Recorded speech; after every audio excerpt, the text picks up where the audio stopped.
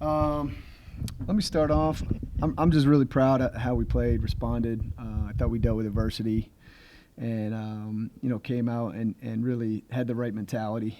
And the run we put on them in the third was just a memorable one for me. Like, I haven't felt this place as lit up. I can't remember a time. Maybe Virginia game was the last time I really felt it like that. And so it's nice without students, without band, without cheer. I do think we had a really good home court advantage. I thought it was like a 6-man for us. So I thought it was gutsy. I thought we fought through. Obviously, Susha was near perfect.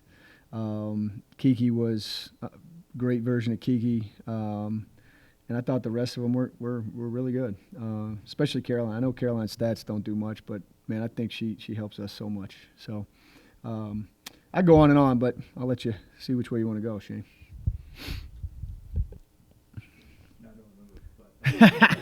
I called you out. No, I mean, I guess we'll start with Susha because, I asked her, like, you told me, last year when she was sitting on the bench in the second semester not playing, you kind of expected this from her, and go back and look at her stats and stuff that Middle Tennessee didn't necessarily believe you. I mean, are this what we're going to continue to see from her? Well, yeah.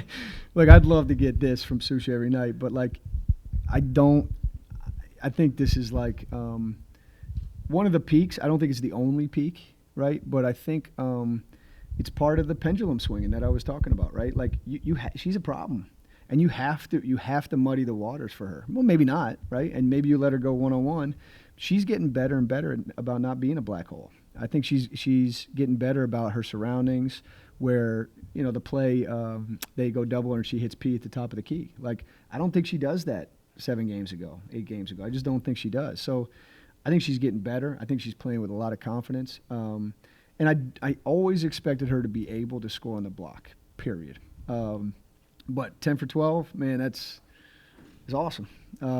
So, yeah, is there room? Yeah, she should have double-double, right? You score 24, you better get 10 rebounds.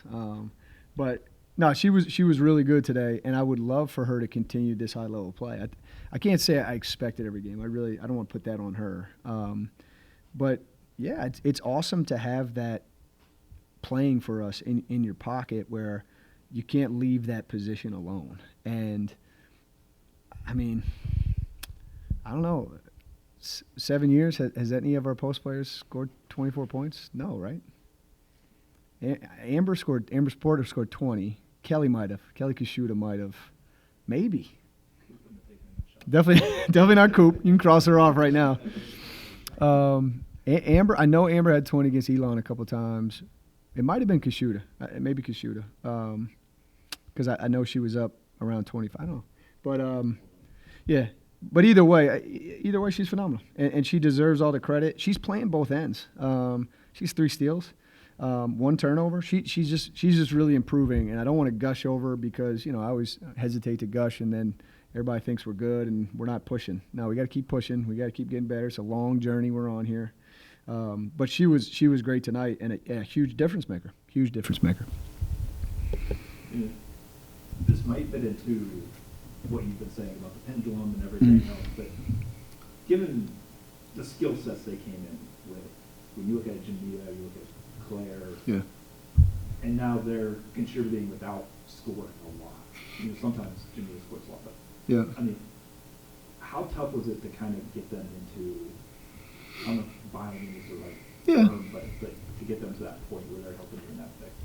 That's a good question, because I don't really know the answer. I think the answer is that the team is responsible for this, right? So I preach all the time that there's one thing we're all worried about, right? There's one thing that we're on a mission to do, and it's to win the game is the idea. And I know there's coaches all around the country that wouldn't say it's winning. It's never. Yeah, it's no, the process. It's part of the process, but the goal is to win the game, right? And so I think they're bought into that. I think Claire specifically, got herself a little rattled from last game, went over, and then I didn't think she was like letting it fly today, right? So to me, I think finding the right shots and not, she doesn't need to take 15 unless she's feeling it, but she's bought into that. She's defending, she's rebounding, she's trying to get her minutes. Jamia's the one to me that's would push scoring a little bit more than Claire, and has really, really understood her role. And not, role is not a bad thing. It's not like a bad word, right? To me, it's like, hey, we're gonna get Kiki shots, we're gonna get P shots. Man, P is electric. Kiki can score in a lot of ways. Now Susha's scoring. Hey, let me just chip in because we need Jamia. That's a fact. I mean, she's. I thought it really hurt us in that stretch. We didn't have anybody going downhill. Kiki tried and picked up a couple fouls, and that was good. But like, we need her ability to go downhill, and so she has so much value. I think she's had a great summer, man.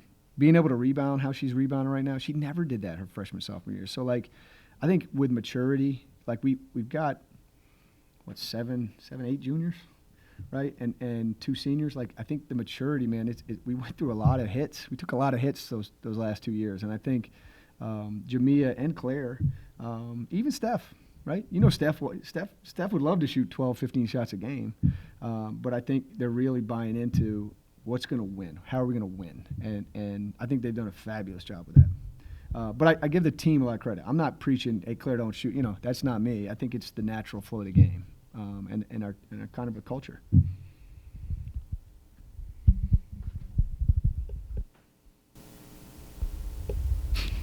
Tricky, huh? Like red and orange? Yeah. Orange. Just go ahead.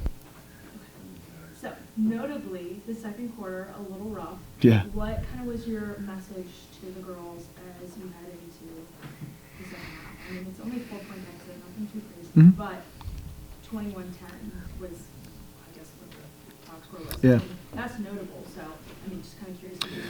Yeah, it was just we were out of whack. We were out of whack because of foul trouble, and that's what started it. But I thought ODU deserves a lot of credit for getting us out of whack too. They totally amped up their intensity and their pressure. It was visible to me. I felt it. So that was the first thing. Then we got the foul trouble, and now we're all over the place. I can't believe we managed 10 points. I thought we were headed to like a 5-point quarter there. So halftime, it wasn't like a freak out, right? It was just like, hey, look, let's get back to doing what we're doing. We're not rebounding well enough. We're not defending well enough. We're not focused enough on the scout, and you got to go over Michaela Dickens. You can't give her shots, et cetera. But the thing for me was just the rebounding and allowing the rebounding to let us play the way we want to play. And that's it. It wasn't some, it wasn't any of that. It was really just like, hey, simple. Here's what we're going to do. We got away with a bad quarter. Let's go out there and set the tone, and they did. But again, I give them a lot of credit. I didn't come in there with some new Rotnick speech. It was like, hey, this is what we're going to do. You guys already knew it. They write some stuff on the board every time we go in there, and they took care of business. I mean, 21-6 out of that quarter is a response. I thought the way we talked about it on the way in was like backs against the wall. Like they just lost a bad game to App State. They're without their best player, Amari Young. Like, their backs against the wall. They're going to fight tooth and nail to make sure they get this victory, not start 0-2. So we really, that's what I was expecting. I didn't see that in the first. I saw that in the second. It was like, uh-oh. Like, this could be a long day for us. So, right, like, that's how it started for me. And that was I didn't expect the third quarter to be the way it was. And I thought we came out and, like, really punched them. And then I thought we had them. Because I felt them get deflated a little bit, and I thought we really settled into their pressure. But second quarter, I was worried, Shane, because I was like, I just don't know. Are we going to respond to this? But we ended up, when I stepped back and you see who was the ones not responding to it, I thought I logicked it out at halftime. But during the second quarter, oh, man, you should have been inside here. It wasn't pretty. Good? Thanks. See you guys in a week and a half or so. Are you guys practicing Monday or Tuesday?